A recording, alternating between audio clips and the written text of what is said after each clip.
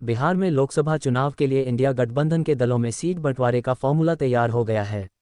मुख्यमंत्री नीतीश कुमार की जेडीयू और लालू प्रसाद यादव की आरजेडी ने सीट बंटवारे का फॉर्मूला दिल्ली भेजा है।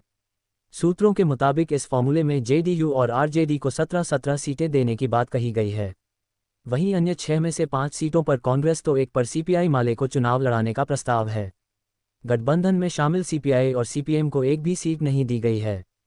लालू नीतीश के इस फॉर्मूले से गठबंधन के अंदर माथापच्ची होने की आशंका जताई जा रही है। महागठबंधन के सूत्रों के मुताबिक कांग्रेस की 5 सदस्यीय राष्ट्रीय गठबंधन कमेटी एनएसी को बिहार में सीट बंटवारे का एक प्रस्ताव सौंपा गया है। इस कमेटी के अध्यक्ष कांग्रेस नेता मुकुल वासनिक हैं।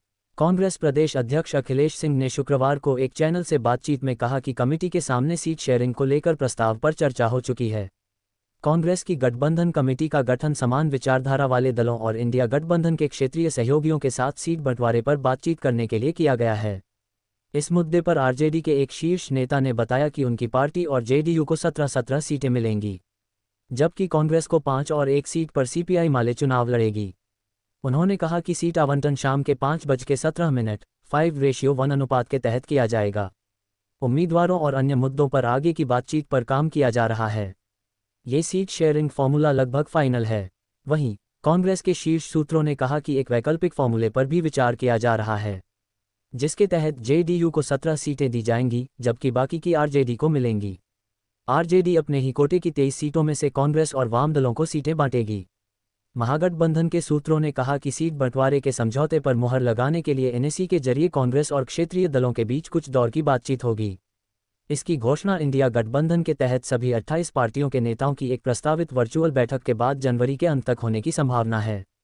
आरजेडी के अंदरूनी सूत्रों ने बताया है कि राजद, जदयू, कांग्रेस, जदयू कांग्रेस और वाम दलों द्वारा जिन सीटों पर लोकसभा चुनाव लड़ा जाएगा उनकी पहचान कर ली गई है।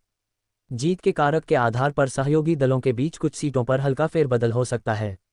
2019 के लोकसभा चुनाव में आरजेडी ने 20 सीटों पर चुनाव लड़ा था। वामदल के साथ उसका गठबंधन नहीं था, लेकिन फिर भी पार्टी ने 1 सीट सीपीआई माले के लिए छोड़ी थी। वहीं महागठबंधन में शामिल कांग्रेस के खाते में 9 सीटें आई थीं। अन्य सीटों पर गठबंधन के सहयोगी पार्टियां जीतनराम मांझी की हिंदुस्तान आवाम मोर्चा, मुकेश सहनी की वीआईपी और उपेंद्र कुशवाहा की रालोसपा ने चुनाव लड़ा था। पिछले लोकसभा चुनाव में बिहार में महागठबंधन की बुरी तरह हार हुई थी। लालू यादव की आरजेडी एक भी सीट जीतने में सफल नहीं हुई। गठबंधन में शामिल सिर्फ कांग्रेस ने 1 सीट किशनगंज पर जीत दर्ज की थी। अन्य सभी 39 सीटों पर बीजेपी जेडीयू के एनडीए ने जीत हासिल की थी। नीतीश उस वक्त एनडीए में थे और उनक पार्टी ने 17 सीटों पर चुनाव लड़ा था और 16 पर विजयी हुई। बीजेपी ने अपने खाते की सभी 17 लोकसभा सीटों पर जीत दर्ज की थी। जेडीयू का 17 सीटों पर चुनाव लड़ने का दावा वास्तविक है, क्योंकि 2019 में भी नीतीश की पार्टी ने 17 सीटों पर चुनाव लड़ा था। जेडीयू का कहना है कि बिहार में इंडिया गठबंधन के सहयोगियों में सीट बंटवारे को लेकर ज्यादा विवाद नहीं है। ये सौहार्दपूर्ण तरीके से संपन्न हो जाएगा। जेडीयू के मुख्य प्रवक्ता केसी त्यागी ने सीट बंटवारे के फॉर्मूले पर काम होने पर कोई टिप्पणी नहीं की। वहीं कांग्रेस प्रदेश अध्यक्ष अखिलेश सिंह ने कहा कि सीट बंटवारे के प्रस्तावों पर एनएसी के समक्ष चर्चा की गई थी, जिसकी अध्यक्षता कांग्रेस अध्यक्ष मल्लिकार्जुन खड़गे, राहुल गांधी और शीर्ष कांग्रेस नेताओं ने की थी। जब उनसे पूछा गया कि कांग्रेस बिहार में कितनी सीटों पर चुनाव लड़ेगी, तो अखिलेश ने कहा कि पार्टी ने 2019 में 9-10 सीटों पर चुनाव लड़ा था। इस बार भी वह अच्छी खासी संख्या में सीटों पर चुनाव लड़ना चाहेगी। हालांकि ये समझना होगा कि इस बार गठबंधन में एक नई पार्टी जेडीयू भी है, जो पिछली बार एनडीए के साथ थी।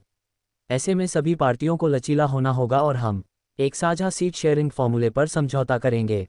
सीपीआई माले के राज्य सचिव कुणाल ने कहा कि उनकी पार्टी को अभी भी सीट बंटवारे के किसी फॉर्मूले की जानकारी नहीं है। पार्टी पहले ही 5 सीटों की मांग कर चुकी है।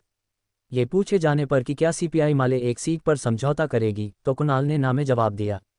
उन्होंने कहा, बिहार में हमारा _record__ मजबूत आधार है और हम 1 सीट से संतुष्ट नहीं हो सकते। वहीं सीपीआई और सीपीएम को सीट शेयरिंग फॉर्मूले में एक भी सीट नहीं दी जाएगी तो उन पार्टियों की भी नाराजगी बढ़ने के आसार हैं।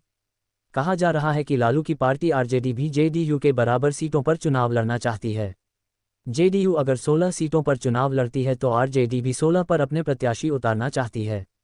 दोनों पार्टियां मिलकर अगर 32 सीटों पर चुनाव लड़ेगी तो कांग्रेस एवं तीनों लेफ्ट पार्टियों के खाते में महज 8 सीटें आएंगी। दूसरी ओर कांग्रेस ने पहले से 10-12 सीटों पर दावा पेश कर दिया है। लेफ्ट पार्टियां भी 10 से ज़्यादा सीट मांग रही है।